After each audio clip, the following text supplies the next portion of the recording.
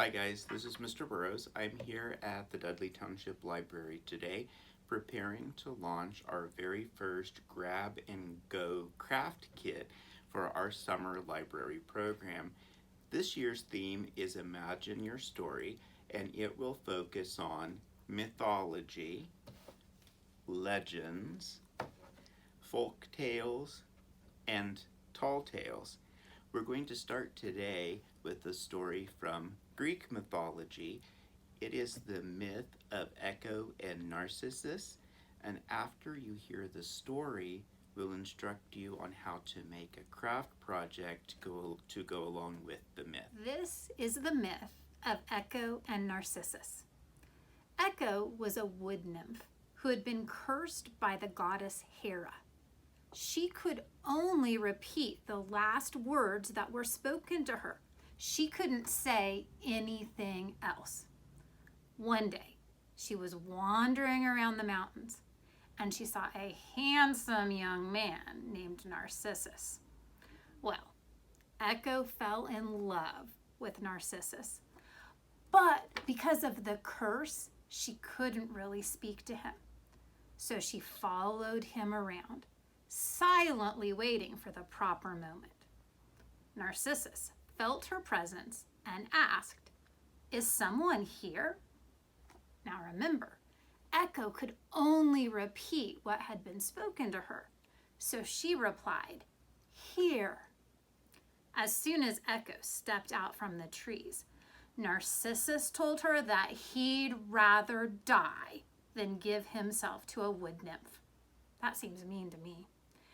Echo, heartbroken, took refuge in a cave and lost her appetite for food or water.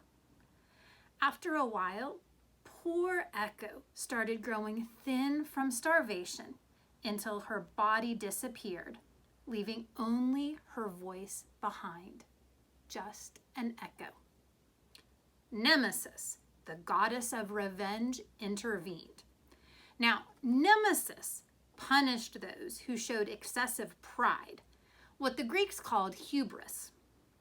Nemesis took action against Narcissus for the treatment of poor Echo. The goddess made Narcissus fall in love with his own reflection in a pool of water. Narcissus could not leave his own reflection out of love for himself, and he starved to death like Echo. On the spot where he died, a beautiful flower sprang up. That flower is called a narcissus. Narcissus is the Latin name for the flower that we call a daffodil. Today, we use the word narcissist to describe someone who thinks too much of him or herself. This myth warns us that while we can be proud of ourselves, it's not cool to be conceited, arrogant, or cocky.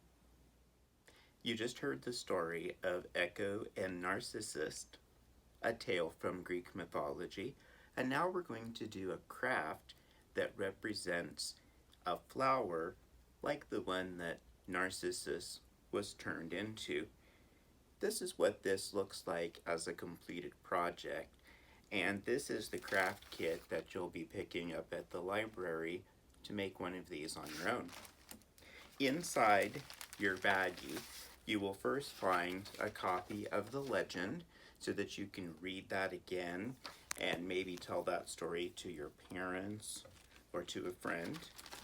You'll also have a paint stir stick. We're going to use this to make the stem of our flower. As you can see, mine is not completed just yet. Of course, you'll have a recycled CD. And you'll also have some balls of yarn.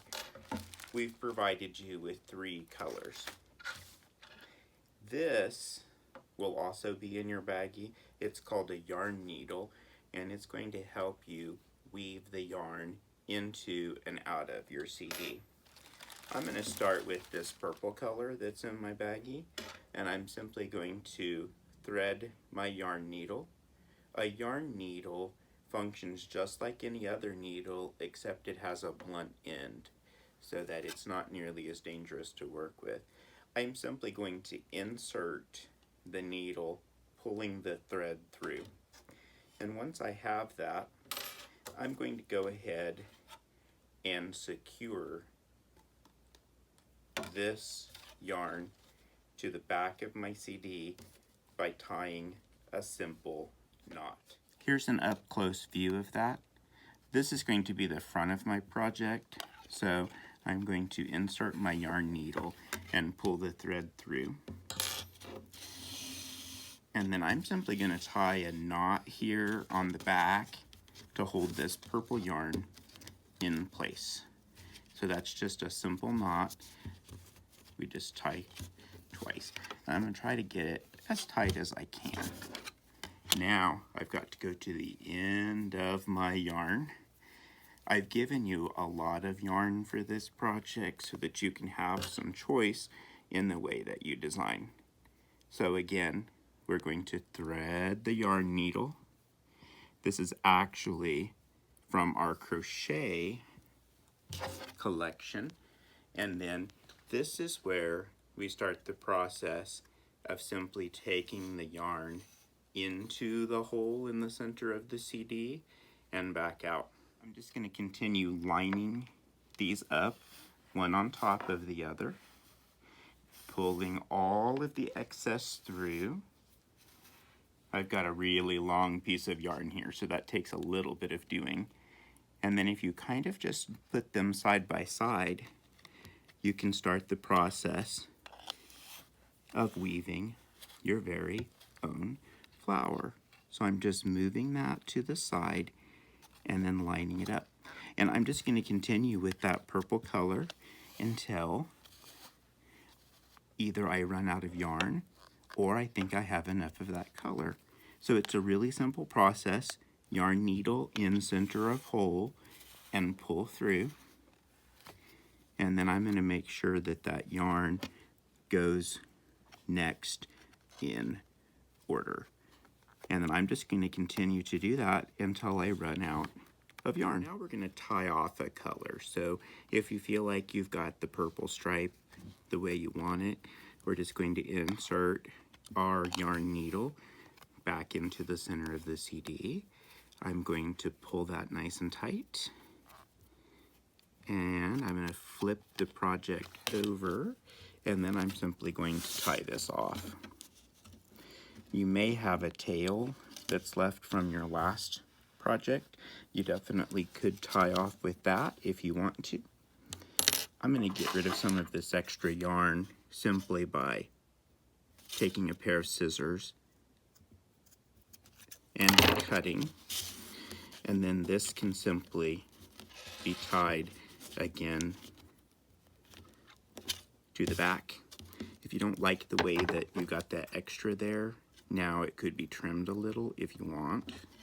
Hopefully your scissors are better than mine. And then after you get that done, you're ready to start a new color.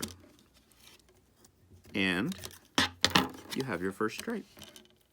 I felt like my finished product, my flower, didn't quite look like a flower because it didn't have a stem. So I came up with some paint stir sticks to complete this project. I wanted this paint stir stick to be green. So I simply got a green marker, which you might have at home. You could also use paint for this. And I just began coloring my paint stir stick green. Once I had my paint stir stick green and leafy, I then attached it to the back of the CD with some hot glue. If you don't have hot glue at home, you could bring this project back to the library and we could definitely add the hot glue onto the back of your flower. And then if you wanted to, you could add some leaves made of simple construction paper or even just a sheet of typing paper. I actually thought that once I had this done, it was clear that this was a flower. And then I could actually take this and place it into a garden pot or even into a garden if I wanted to, and the finished product would look something like this.